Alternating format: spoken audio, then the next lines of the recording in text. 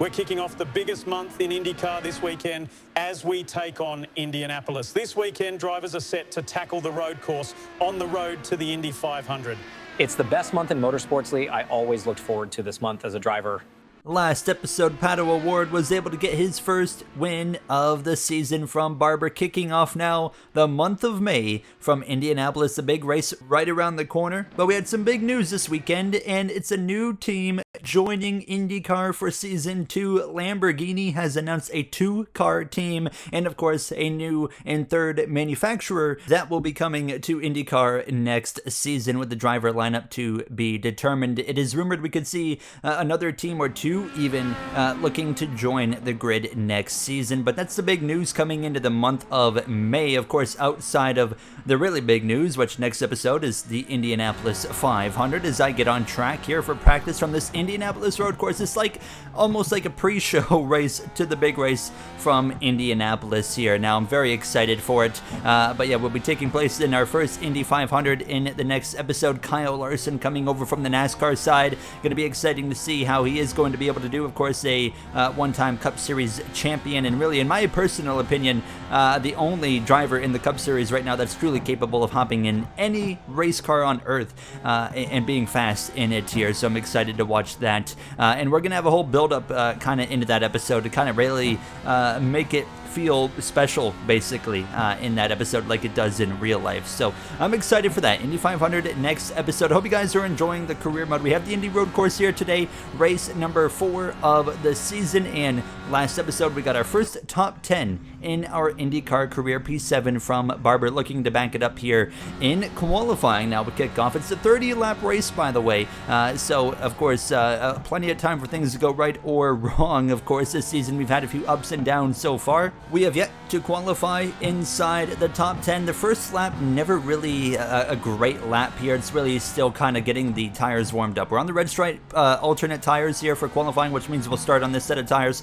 Pato O'Ward looking for another pole position. In Long Beach, he got pole. Barber, he started P2, immediately went to the lead and drove away. We go P10 briefly, but there's still cars coming through to set their second laps here. Now as we start our second lap, a slide into turn 1. If you look towards the right bottom of the steering wheel, you'll see the time delta and you see the plus sign. That's never good. But we were down to 24th as the lap would progress now, so not what I want to see. But now we're going to start to see what we do want to see, and that's the time on the right bottom of the steering wheel head towards the negatives. Now look at this, we're gaining some time, 0.2 of a second gain just about, and that would increase up towards 0.3, 0.4 of a second. Suddenly, right at the tail end of the lap, we're making some significant gains through these final couple of corners. Now 0.4 gain. What's that actually going to put us on the board at now, as we slip a little bit there coming to the line, but to the line basically exactly 0.4 of a second gain, just shy of it, and that will put us in the mid-teens here.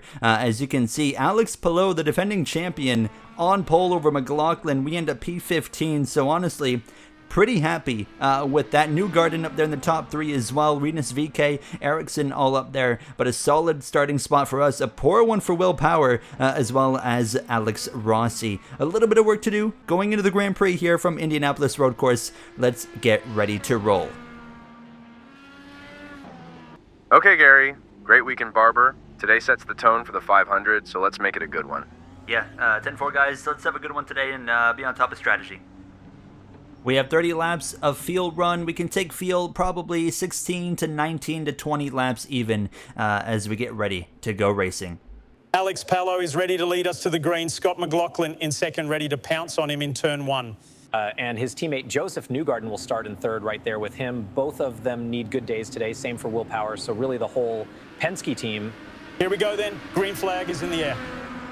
Alex Palou with an early jump leads the field to green. The defending champ, not exactly the start he's been looking for, but the two drivers directly behind him, Newgarden and his teammate Scott McLaughlin, the two Penske drivers, and Team Penske as a whole has had a miserable start to the season. They're all towards the bottom of the standings. Newgarden's been so quick in all races except for last week. He had no pace in Barber. Same for McLaughlin. It seems when Newgarden performs well, McLaughlin's right there with him. When Newgarden's not doing so hot, McLaughlin's McLaughlin still, unfortunately, right there with him. There's your season opener winner right there, Scott Dixon there from the Road Atlanta race, right there in the midfield now as well. In the back, here's Will Power. Not a good qualifying effort for him. It's also been a really rough start to the season for Will Power. Back there as well, down the order, Kyle Kirkwood. There you see one of the drivers that was really quick in Long Beach. That's Christian Lundgaard there. Graham Rahal towards the back, and at the very back was fellow rookie Kiffin Simpson here. Here's Santino Ferrucci actually going to get the elbows out. Gets past me right there, so the American moves through on us now, as we, like I said, have 30 laps of racing, one pit stop strategy here now. We will be, of course, going on to the primary tire. That will be our elected tire to go on to. Last episode, we saw a lot of chaos in the last half of the Grand Prix from Barber there, where we saw several accidents take place, one of them, of course, bringing out a caution. And we come through to complete this opening lap now, and we were P16, so we lost one spot. Alex Rossi just behind myself, lap 2, kind of settling in and really just trying to get a feel for how everyone's going to be racing. Now, for the difficulty, I was actually running the absolute maximum AI difficulty you can get from iRacing here. The AI didn't feel the strongest on anything lower, so I had to crank it up to the absolute max, which I don't even remember what it is. It's like 110 or 120 or something like that. It's one of those, I think. But nonetheless, it was at the absolute maximum it could be here, and we're still having a good run. P16, as you can see, closing up on the exit of these first couple of corners on the back of Ferrucci. AI, a few of them kind of struggling to get up off the corners, similar to what we saw in the second race in Long Beach here now. And here we go, an opportunity to pass Ferrucci starting at lap number 5, using one of my 10 push to pass activations now as we head down towards turn 1. Ferrucci on that Blackwall primary tire. We have that red stripe alternate, so we're gonna have more grip, we're gonna have more pace. We get past them, move it into the top 15, back to basically where we qualified here in this Grand Prix. Now Rasmussen just in front of us, and you look just in front of him, there's a battle up there. That's a bit of contact up there. That was Rosenquist and I believe Malukas that briefly came together, but they both escaped without any damage here. And now you can see under pressure, that's Pato O'Ward going up the inside now of my teammate of Rosenquist. Rosenquist comes into this race right up towards the top of the points standings, fighting for a championship early on this season. It's been a great start for him and this Meyershank team now, as we're starting to, of course, get our bearings. Zissou continues side by side. Rosenquist holds off the pressure there from the defending race winner from last episode. O'Ward has to settle in behind. As you can see right now, it's McLaughlin third, Newgarden in second, still chasing Alex Palou out front. One win, obviously, on the season already for Chip Ganassi, racing with Scott Dixon. Now it's just about, can Palou get to victory lane here? Top step of the podium now as well. Here we go towards the back now of Rasmussen as we look down towards the braking zone. A perfect opportunity up the inside, and we should be able to take this position, but Rasmussen not going to make it easy here as we continue wheel to wheel now. He's keeping it clean in that blue and black number 20 machine. We'll try to keep it pinned around the outside, but hold on, Rasmussen's going to stay ahead. Can we maybe fight back here into the next braking zone? It's a bit of an awkward corner to try and go for a pass, but I'm going to go for it anyways. Lick the stamp and send it Daniel Ricciardo style. Up the inside we go. We'll clear him on the apex. Thank you very much.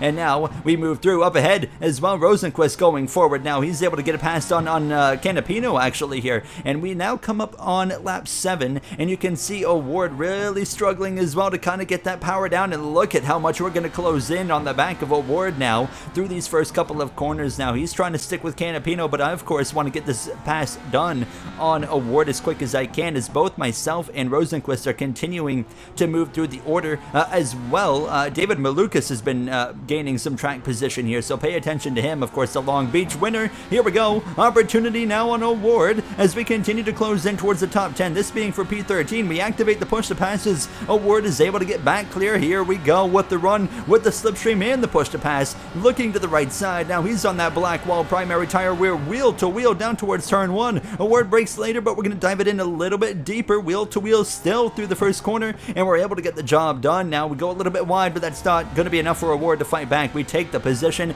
and it wasn't long. A lap later, starting lap 9, all over the back of Canapino, who's trying to break that slipstream. No no push to pass needed. We're going to lunge up the left side. The cars in front of us of Rosenquist, our teammate there, and Malukas driving away, but we're going to get past Canapino. Hold on. We leave him the fighting room. He fights back now alongside us on the right side. Nearly contact right there. Into the right-hander we go, and we're going to use that grip on the red striped tire to get back ahead. Now contact. Award and Canapino come together. Nearly crash. Somehow both avoid damage and crashing, and they both continue on unscathed now as we continue to move up the order into P12. Look at the replay on board with Pato Award right here, and I mean, yeah, Canapino just didn't see him coming. He was not ready and shuts the door, but fortunately they both avoid contact here now, and look at this. Joseph Newgarden struggling to get off the corner, and there goes Scott McLaughlin into second place, and to make matters worse, a very awkward line there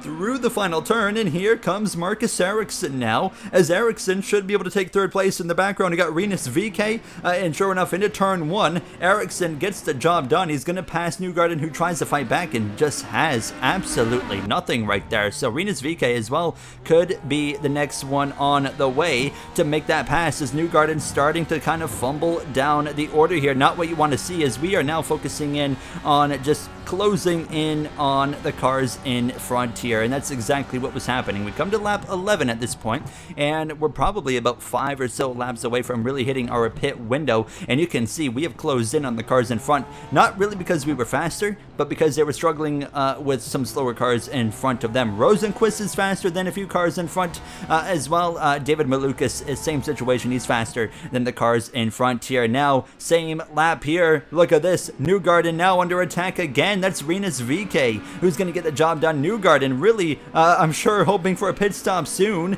And at the tail end of this lap, there you see Roman Grosjean under pressure now. And here goes Rosenquist up the inside to start lap 12. He's going to go and try and take what would be P10, entering the top 10 for this Meyershank car. And there you go. Hold on. Grosjean tries to fight back. Not going to be enough. Those black wall primaries seem to be really kicking in for Rosenquist here now in these later laps, of course, towards this field run. Up the inside of Grosjean here, though, in the next braking zone, and there we go, up into P11. So we've been following our teammate of Rosenquist through this field. Okay, be patient with Felix here. Let's see what he can do. I'll give him a lap or two, but I need to go.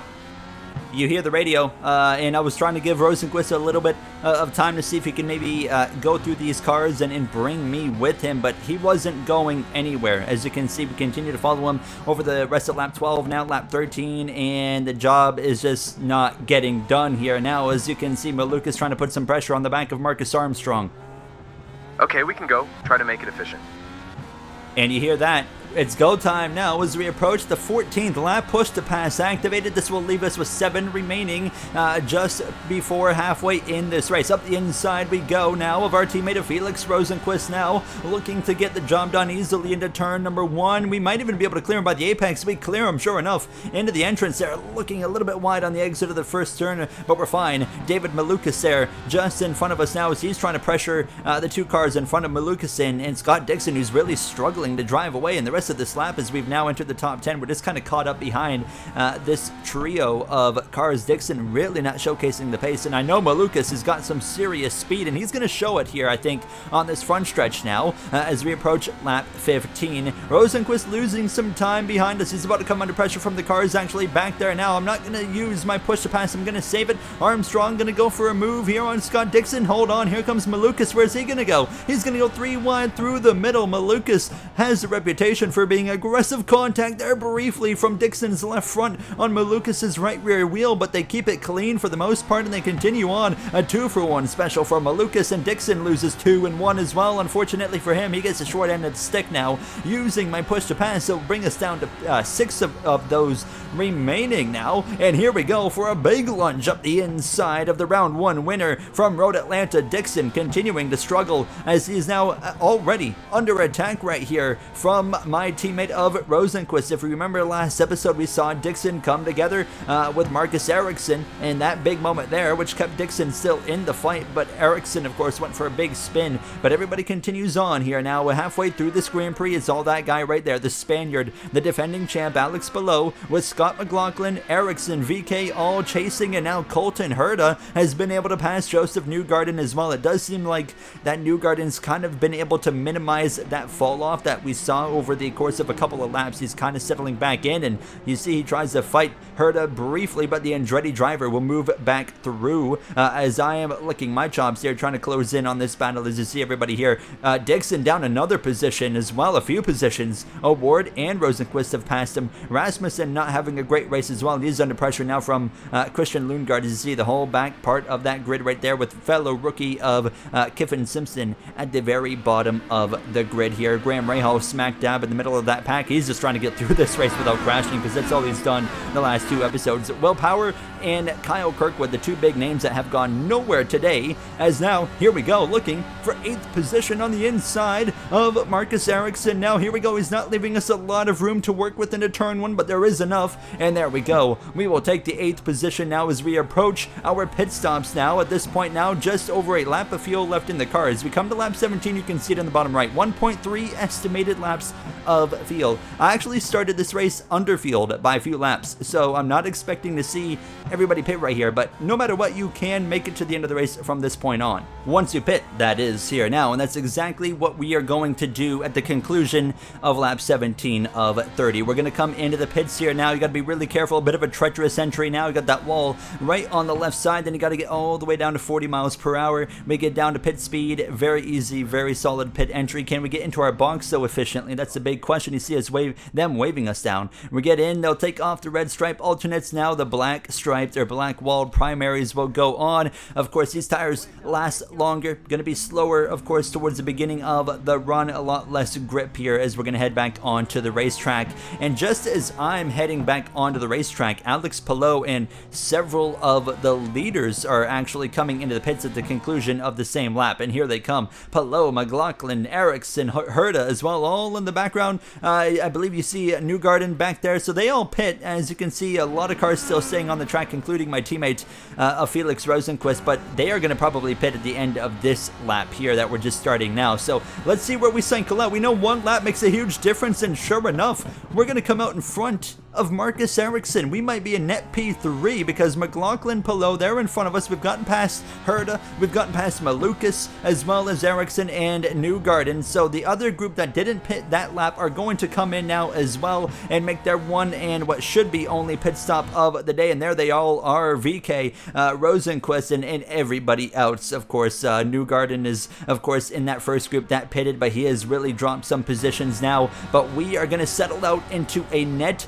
P3. So what a gain by pitting a lap earlier than everybody. So it's worked out to perfection. The only problem is right now, Ericsson's going to move through into passing VK, who was just exiting the pits. But my pace really wasn't there. I'm losing time to the cars in front, and I'm losing time to the car behind. Marcus Ericsson is running me down, and not only running me down, but running me down in a hurry. And you're going to see that represented. Look at that rear view mirror. You can see as we start lap 21, 10 laps to go here, and here he is closing in on the back of me. So really not showcasing a lot of pace, but fortunately, after Ericsson, we got quite a gap to other cars. 3 seconds of VK, Herta, Newgarden even further back. Now here goes Ericsson looking to the right rear. I'm not going to be, silly defensive here. He's quite a bit quicker than me, and he's just able to outbrake me there into the corner, so he'll take the position with 10 to go. We drop down to 4th place. Can we hang with them? I'm not quite sure yet, as Palou is now 3 seconds ahead of Scott McLaughlin in these closing 10 laps,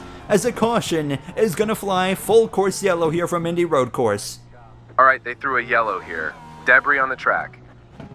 And you hear it there. Debris on the track, a debris caution in IndyCar. So this is not what we wanted to see because we don't have the pace right now. I don't know what's been going on. I think it's just the black wall primary is just not hooking up for me.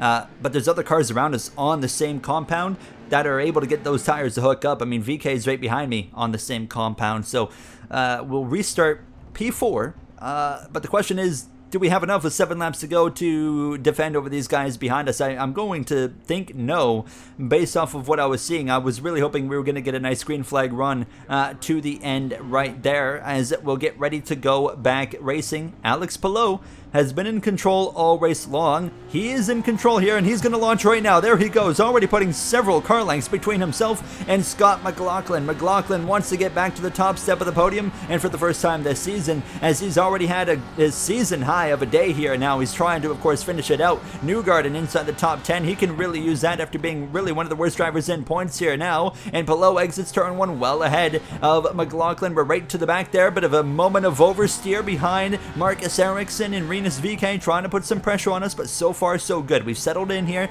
in this 4th position with 7 laps remaining, going through the high-speed chicane, almost 150 miles per hour, just shy of it there through that chicane. But an IndyCar really hooks up through there compared to like a stock car when NASCAR, of course, visits the track. But of course, downforce difference is absolutely insane what you can do in an IndyCar compared to, say, a stock car. Now, as we continue on, just following Marcus Ericsson, but I just don't have the pace to get right on him and actually do anything with him here now as we come towards the next braking zone. And you can see right there on the exit, he's just able to drive away as we head down into the left-hander. VeeKay surprises us with an extremely big lunge, and he gets the position. He completely caught me off guard, and Herta, he's able to pounce on it as well now as we're going to engage that push to pass. But I mean, if I didn't turn out of it, we were going to crash. Herta's going to stay ahead into turn 1, but that drops us down to P6, and we'll take a look at the onboard from Rinus VeeKay, and I don't know if there's much I could have done differently. So I had a bit of a moment right here of oversteer, and then he just lunges on it, and you see me turn out of the corner because I was convinced that that was going to lead to an accident if I had continued to turn in, or at least significant contact. So we drop down to P6, and our struggles continue on the primary tire. As you can see, Scott Dixon absolutely scrapping it there, and same for Rosenquist as we continue on now with 5 laps to go in this race. And now Joseph Newgarden gets us into turn 1, absolutely on fire as I continue to struggle, and this will drop us now down to the 7th position here. As you can see, Joseph Newgarden trying to drive away in the distance. We have Malukas just behind us, Pato Award. Rosenquist has struggled a little bit here in these closing laps as well, as his chances of finishing the top 10 right now are at risk here. And you can see right here, here we go, Marcus Armstrong up the inside of him, and that's going to drop him a position. He's got a decent gap behind to Scott Dixon, of course, teammates with Armstrong at Chip Ganassi Racing. But we continue on, trying to stick with Newgarden on lap 27 of 30. And now, in these closing laps, coming to 3 to go, things are somewhat starting to come back into my favor. As you can see, we have been able to stick with Newgarden this lap, and now we're putting some pressure on him. So P6 is still very much on the potential cards here for us now as we approach 3 laps to go, and McLaughlin is close, maybe using that push to pass. And now Alex Palou, he's going to go defensive down towards turn 1. McLaughlin to the left side. Can he take the lead here in Indy Road? No. Palou says no, sir. He's not going to give him enough room, and he backs out of it. So Alex Palou hangs on as the Spaniard tries to go to the top step of the podium for the first time this season. Newgarden with a poor exit of turn 1 and turn 2 as I nearly drove into the back of him on the exit of that first corner. And now the pressure is on to Joseph Newgarden. Just under 3 laps remain. We're going to engage the push to pass following this usage right here. It will be 2 remaining. Now as look at the run we have on Newgarden. He's going to defend right in the middle of the track. We'll go to the left side, wheel to wheel, and we should be able to clear him with ease. Yes, we do. We clear him before we even hit the apex there. So we avoid any potential wheel-to-wheel contact, and now back into P6. P5, too far gone to run down. So it's all about defense at this point. Now 2 laps to go, and I'm trying to save my push to pass in case we have a scrap with Newgarden, which is exactly what's going to happen. Newgarden back up the inside into turn number 1. Wheel-to-wheel contact is going to run us wide, and he takes the position back. He just drove right through me right there. Go get him back. You hear our race engineer quite simply saying, get him back now, as we have just 2 laps to go. No pressure from behind from Lucas or Pato Award or Armstrong or Rosenqvist now, as here we go, using push to pass again in the same spot last lap as we now go up the inside. Now can we clear Newgarden? We do clear him, but this time we actually overshoot a little bit. We go a little bit wide and open the door back up for Newgarden to pounce. We're going at it, of course, with an IndyCar champion, as we're just 4 races into our young IndyCar career, and here we are battling with him inside the top 10. P7 we drop back down to, which ties our best finish in IndyCar from last episode. One more position would be, of course, P6, and a new personal best finish, and 2 back-to-back top 10s for the Meyershank team. White flag in the air for Palou and us now, using that push to pass. The final one we have Newgarden trying to break the slipstream. He goes left to right again, and to the back of him we go. We'll go up the inside this time now, and here we go, wheel to wheel into turn number 1. We're going to go a little bit wide, contact with Newgarden. We give it back what he gave to us a lap prior, but we still allowed him to remain on the racing surface there, so we kept it as clean as we can. You can be the judge, was that warranted or not now, as it was, in my opinion, relatively fair contact now, as we now drive away from Newgarden in the distance, but it's all Alex Palou today. He's barely held on, as McLaughlin has put all the pressure he could on him in the closing moments, but the Spaniard, the defending champion of IndyCar, the 2-time champ it is now as well, is going to exit the final turn. His first win of the season comes in the month of May in the lead up to the Indy 500 now, and Alex Palou is an Indy road course winner. We're going to round the final turn, and we'll get a career best 6th place here from Indy road course. We will absolutely take that. Absolutely awesome stuff. Now, not sure how Newgarden feels about it as he goes speeding past us, but obviously I am quite ecstatic to get now a career best finish in P6. Rosenqvist ends up P11, just outside the top 10. We'll take a look at the rest of the results now. Newgarden, Lucas Armstrong Pedal Award rounding out the top 10 with Rosenqvist, like I mentioned, P11 with Grosjean. Dixon, a bit of a disappointing day, down in P13. Rossi, P16, as you see the rest of the names, but really what stands out for sure, Will Power 23rd, Kyle Kirkwood 24th. Those guys just really struggled. They went nowhere all day long.